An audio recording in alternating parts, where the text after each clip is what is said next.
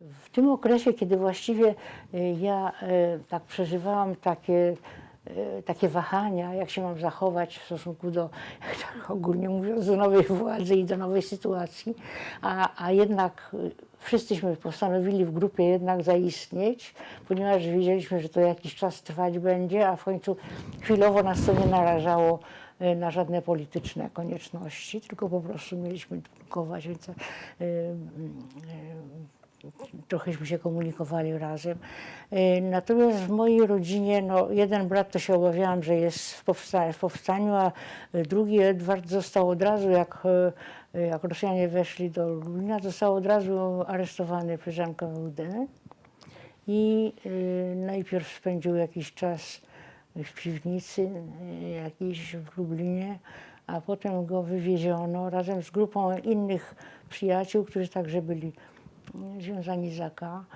Wywieziono go do obozu w Jogle. To jest taki obóz no, bardzo nieciekawy, bo tam właśnie żyło się w ziemlankach i no, jak wyglądały obozy, to wiemy. To był obóz pracy, ponieważ on w ogóle był nieprzyzwyczajony do pracy i był człowiekiem raczej takiej kondycji delikatnej, to właściwie zagrażało jego życiu. I gdyby nie, i tutaj mam taką, jedną z optymistycznych takiej opowiadań, że ci ludzie z Lublina, bo tam byli ludzie z Lublina, którzy wiedzieli, kim on jest, szanowali go, lubili go.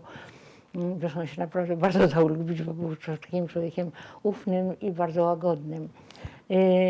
Oni mu właściwie ciągnęli go, bo oni szli, spławiali drzewo i do spławiania drzewa trzeba było przejść spory kawał drogi i oni mieli jakieś takie chodaki, które spadały z nóg i było bardzo ciężko iść i oni go trzymali pod ręce, żeby on doszedł, bo jeżeli Rosjanie zauważą, że on nie może iść, to go po prostu zastrzelą. Więc on z wielką wdzięcznością mówił o tych ludziach, którzy byli razem z nim i dzięki nim on się właściwie uchował.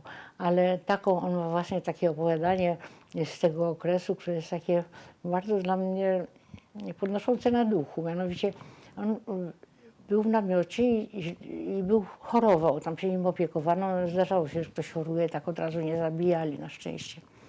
I akurat był okres zorzy polarnej. I on powiedział, ja chcę zobaczyć zorzę polarną.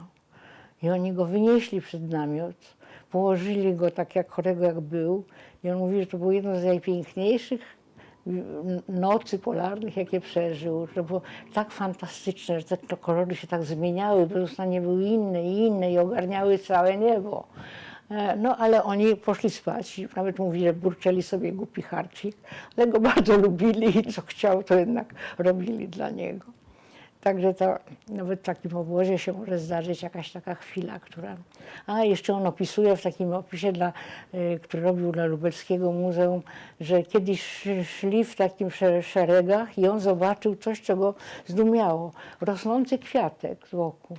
I on wybiegł z szeregu i zerwał ten kwiatek. I oczywiście od razu go szturchnęli kolbami, wsadzili z powrotem, ale on mówi, mnie się udało ten kwiatek zachować. To naprawdę wskazuje na taką jego wielką wrażliwość, którą bardzo, bardzo ceniłam i która no, w sztuce się naprawdę przydaje, jak się okazało, także w fotografice.